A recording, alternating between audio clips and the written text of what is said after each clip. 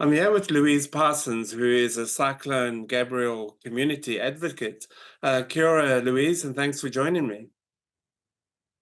Oh, nice to be here. Thanks, Andrew.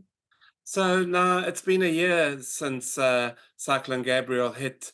What is the one thing that remains with you about that day? About that day, definitely waking up in the morning, having not been evacuated and looking out the window because I could hear helicopters and wondered what was going on and seeing the water. That's all I saw was water. And it was probably about 6:30 in the morning and the whole event happened at 3. So we had no idea. I still feel guilty about that. Why do you feel guilty?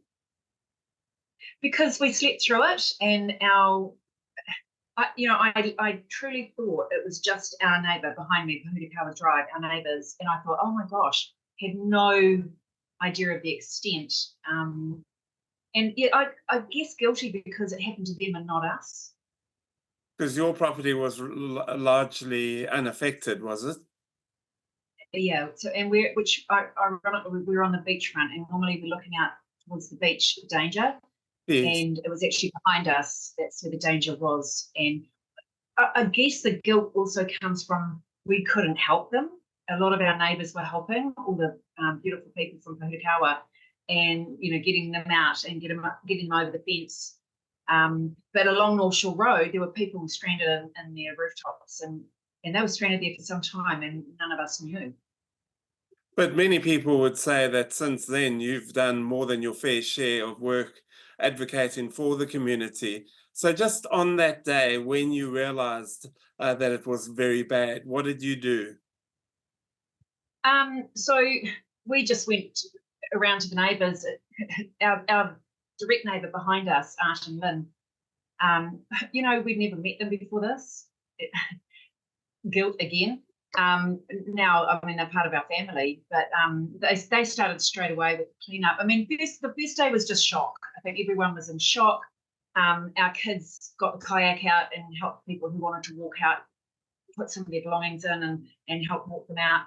I mean, the neighbourhood was pretty much below water. It was the next day that everything kicked in. We had no comms for days. I didn't see the news until about 4 days later, and we were just hearing rumours, that bridges had gone. We didn't even know if our bridge, the bridge that goes to State Highway 2 to Wairoa, we didn't even know if that was up or not. And then we thought, if that's gone, we're stranded here for some time. So it was kind of the next day that things kicked in. In regards to being the advocate, it was when the looting started. That's when my experience and my knowledge kicked in because of the work I've done with sentencing. So I knew what needed to be done to try and get some help for our neighbourhood. So what did you start hearing about the looting and that? I was seeing it for myself. What did you people see? coming into our neighbourhood, people taking stuff. So we had a big trestle table out the front of North Shore Road, and it had lots of stuff on there for people to help themselves with just whatever they needed, food, clothing, bedding, all that sort of stuff. And there were people, we've got a cemetery down the end of North Shore Road, and there were people coming along and saying that's where they were going. They weren't going there, they were stopping, they were helping themselves to stuff. It was a few days later that when we started clearing houses out and putting belongings on the side of the road, then we had all sorts of people coming into the neighbourhood. And just helping themselves to people's belongings. Like I said, we didn't know the extent of the disaster until about 4 days later and we saw the news, and it was like, oh my God. Because we were in a bubble, we were absolutely in a bubble here. We had our heads down and we were just trying to get things done. And then once we started getting connected with the community, then we found out that this looting was everywhere and people were terrified. People were absolutely terrified. It wasn't until our men folk started doing a roster and went out and did road patrol. And that was more terrifying because I thought, someone's going to get hurt, you know? Because you were quite disgruntled with the police at the time. You felt they picked up more. Well, With the police, I think pretty much they had their hands tied. I was disgruntled with the government of the day, and that was because we were screaming out for help from the Defence Force, and they would not do it. They would not send the Defence Force. The Defence Force wanted to be here. They were here to start with to help with rescues, but then what we needed people on checkpoints. We needed people, at the road checkpoints.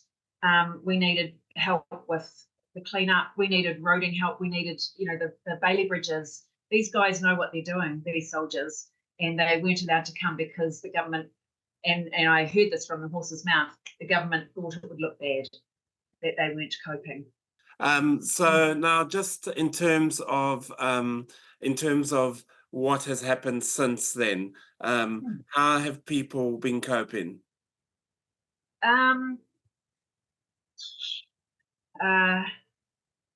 Well, it depends on where they are and the situation they're in. I mean, my direct community, their category has changed, so they're allowed to rebuild, which is fantastic. Other people are still trying to get settlements. Other people don't want to move. Coping is probably, I'd say not coping. Yeah. And now we're a year on, and our communities have been completely devastated, and that's a flood that's going to happen. But it's what's happened after the flood that's really decimated our communities, and that's because people have been forced off their land by these ridiculous categories, and waiting for compensation, and some of them don't want to go. Yeah. Were you hoping that the new government would look at things differently, and do you have any indication that they will?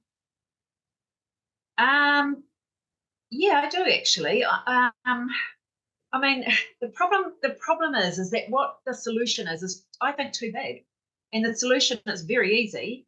The solution is taking away the category, take it away from the councils for a start. They're not qualified to be doing this, any of it.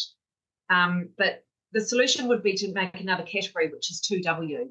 And 2W was a suggestion that we had, that Chris Pent at the time thought this is a really good idea. He actually came up with the terminology 2W. And what that means is that rather than a category 3, which means you're forced off your land and nothing happens to that land. So all this beautiful land that we've got in the Esk Valley and Pakapai is going to be sitting there with no use. So 2W would mean that if there is a warning system that works, you can live there.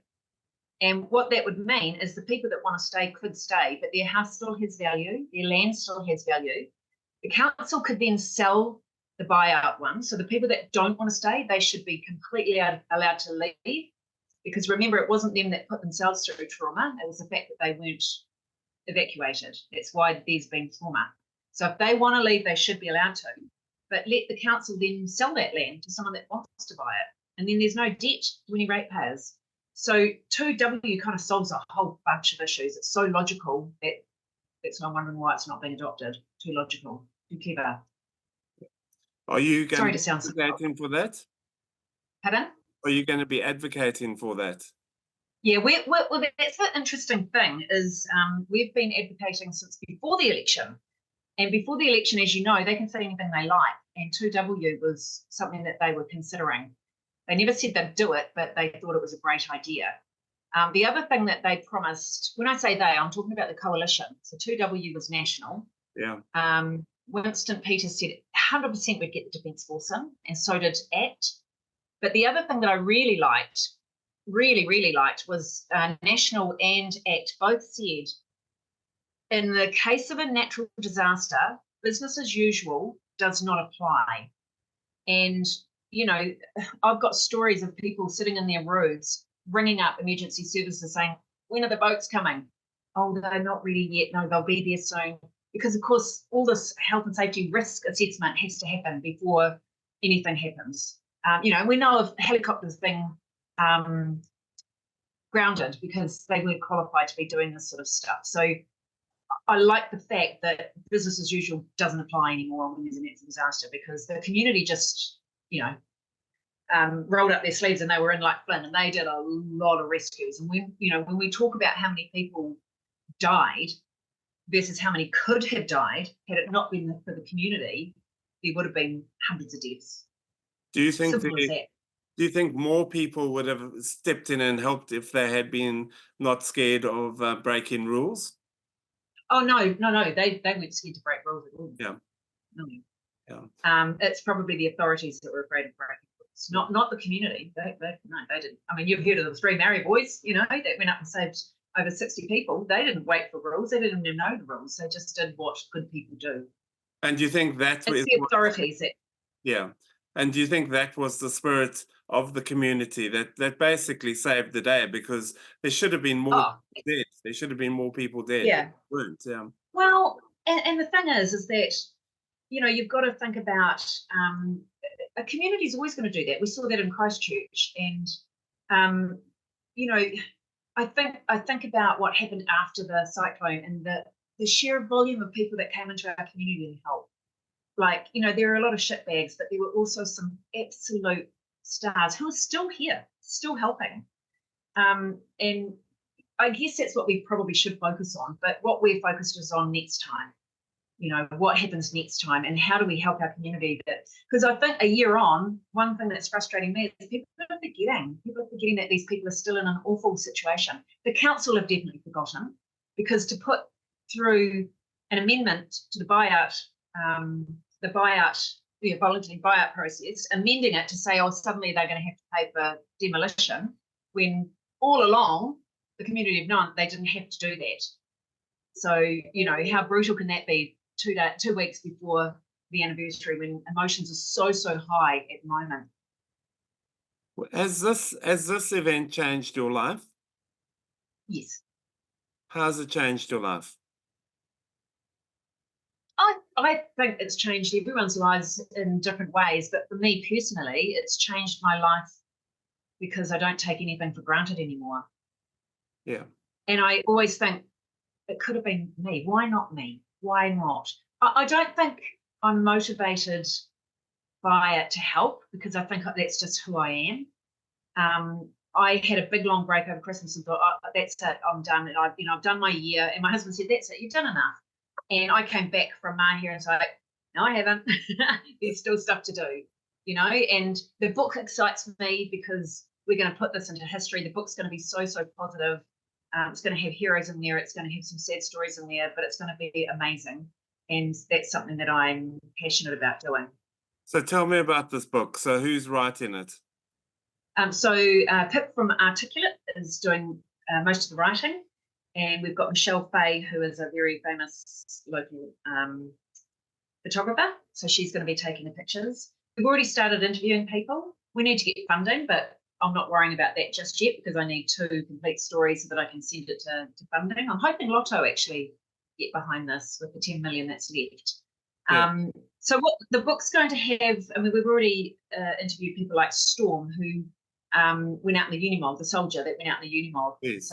Put his life at risk and saved people. Cam Taylor, Cam Taylor got in his helicopter. He saved over 100 people, and he's from Taylor. He's a very humble man. So he'll tell his story.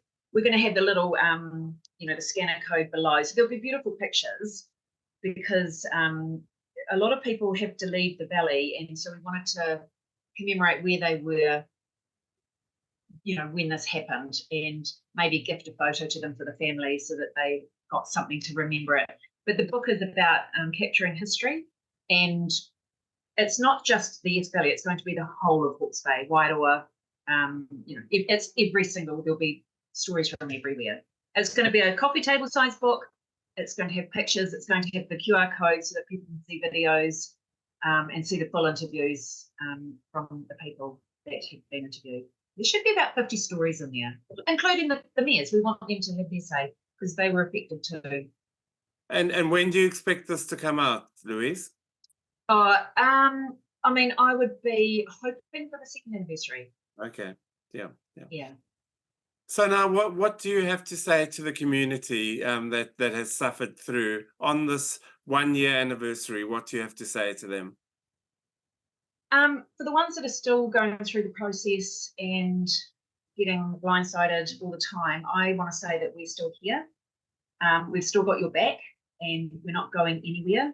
We've got lots of tools in the toolbox that's going to help us get the result for you that you need. And I think that's a very individual thing because different people want different things. And unlike the council, the Hawke's Bay Regional Council, we are looking at it as individuals rather than a blanket and saying, well, that part of the community is gone. It should be done individually. So we're going to keep fighting for them. 1 year should be celebrated however they want. If they want to be alone, that is cool. I want them to make sure that they do what's right for them and their family. There's lots of organised things. I know in the East Valley, it's going to be very much just being together, just being together. We are a solid community, real solid. And so, how are you going to be commemorating this event? I'm taking the day off. Yeah. I'm going to the Estelle Church at 11:30 because they're doing, a commemoration. They're doing a tree planting, and Ricky Reed Davis is going to be the person planting the tree, and he is another local hero. I'm then going to go and have a little catch up with people at the Bayview Pub, which is our hub out here. Of course, there's another hub out here too, which is Valley Divine. So that is where I will end up, and I will be spending some time, especially with the Gale family, who I actually think of as my family now. Especially Dan's two little beautiful children, Alison and Peyton. They call me Nanny Lou now. It's supposed to be Auntie Lou, but Daniel's horrible wife, Ashley, decided Nanny was more appropriate. Not cool. Yeah. Well, Louise, thank you so much for your time and all the best in your fight for justice for the people of the cyclone victims, if you like. And we'll catch up with you again sometime. Absolutely. And thank you for keeping it out there, Andrew. We really appreciate it. No, that's all good. Thank you.